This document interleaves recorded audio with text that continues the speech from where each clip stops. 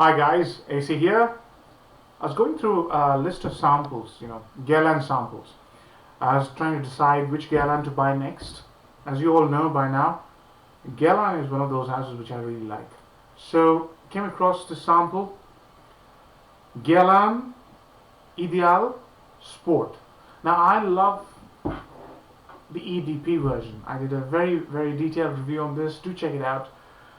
I think this is the best one. But this fragrance is creative at best. So this was released in 2017, this year, blue bottle. So very beautiful presentation. Yeah. Parfumeur, I think it's the same combination. Thierry Vasser and Delphine Jelk, who created the Ideal EDP. Lovely fragrance of EDP. But coming to the sport version, so I was testing it out with the intention of finding something along the lines of the gourmand that EDP is, with some added facets. It isn't. But is it a bad fragrance? No. I've seen some reviews on YouTube. There's a bit of criticism. Some people have been disappointed. I want to give you a different take on this. Yeah. So what they're trying to do is they've taken the blue de Chanel, the Dior Sauvage, the Versace, Dylan Blue, the Prada Luna Rosa Carbon signature, and try to create something. So it can't be a bad fragrance, yeah. But it is targeted at a certain segment of the consumers, and those are the people, the younger people who like to their fragrances to project, who like that the blue de Chanel type fragrances, because that gets them compliments. This one is in the same line. So I had a female friend of mine actually smell it, and she thought it was pretty good.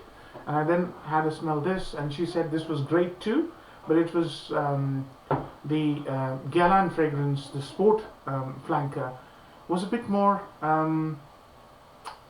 happier, friendlier is the word she used. She said this would really give a very positive impression of a guy in her mind, especially if she didn't know the guy.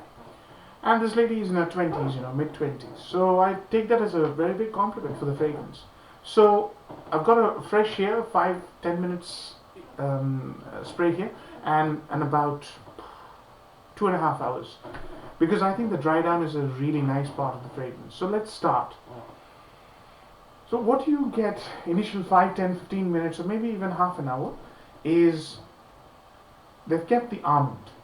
But the almond is bitter and lighter and overtaken by aquatic notes. So what they've done is they've introduced the aquatic notes in neroli on top of the already well-established almond note, and created this airy, green, energetic opening.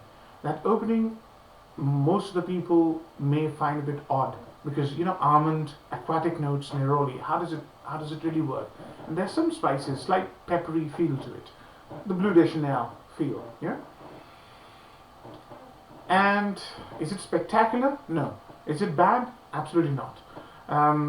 You might have, if you're a big fan of the original gourmand signature, you might have to tolerate this bit. So that's the opening, almond, neroli, some spices with loads of aquatic notes. The aquatic notes go away in about 1.5 hours, 2 hours time. The aquatic note here is gone. This is 2.5 hours. But what actually they've done is the nice bit of the fragrance is they've got sort of a bitter, anise-like feel with drier, slight bitter, slight airy patchouli and vetiver. Yeah. So vetiver and patchouli give it the fixative, feel to it. But the combination is good. So patchouli, vetiver with cumin are producing this bitter, airy yet masculine sort of a vibe. But I like what the dry down smells like. And it's again slightly different than, quite a bit different than the Ideal EDP. So all in all, the fragrance starts off with a bright neroli, slight gourmandish almond, not very sharp, loads of aquatic notes, a slight bit of pepper, and then goes into slightly bitter, airy patchouli vetiver combination with cumin. What they've done is patchouli can smell like a bit of chocolate. They have stayed away from that. It's an interesting fragrance. The dry down, I like the dry down, and I think most of the people will like the dry down as well. Opening, as I said, depends. So pros and cons. I think this kind of a fragrance, I mean, is this a redundant release is the first question, yeah?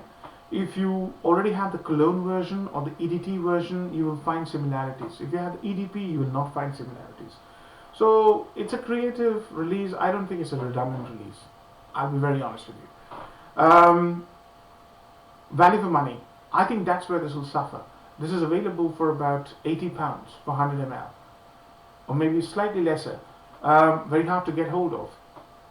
So value for money is low, because if you look at the other blues, they're available for slightly less prices. This is Guerlain, I give it. It's quality scent, but still, I think it'll lose out on the value for money aspect. Slightly more pricier, but then that's to be expected. It was released in 2017, this year. Maybe next year or maybe year after, the prices will go down. In terms of projection and performance, I think this projects a lot, because the lady I was talking to, she smelt it, and she was standing good 1.5 arms length away from me. She smelt it. So good projection, and I was about half an hour in the testing when she smelt it.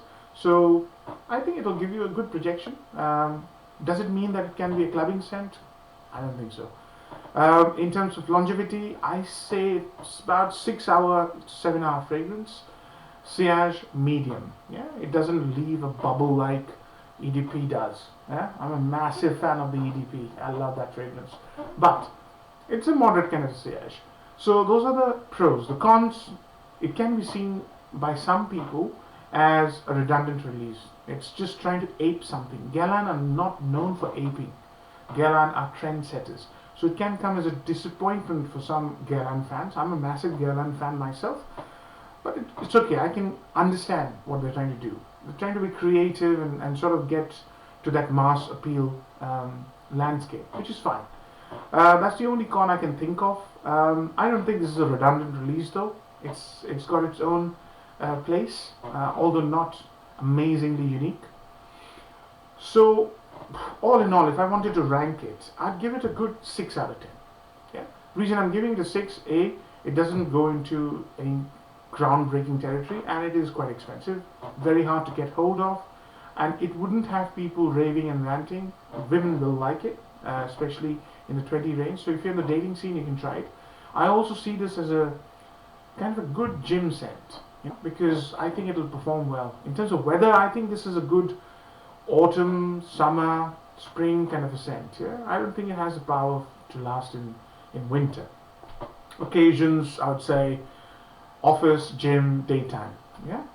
So you can't wear Bleu de Chanel to office. You can't wear Leo Sauvage to office. You can wear this to office. That's the only plus, I think. So all in all, 6 out of 10. Hopefully you like the review. Thank you. Take care. See you again. Bye bye.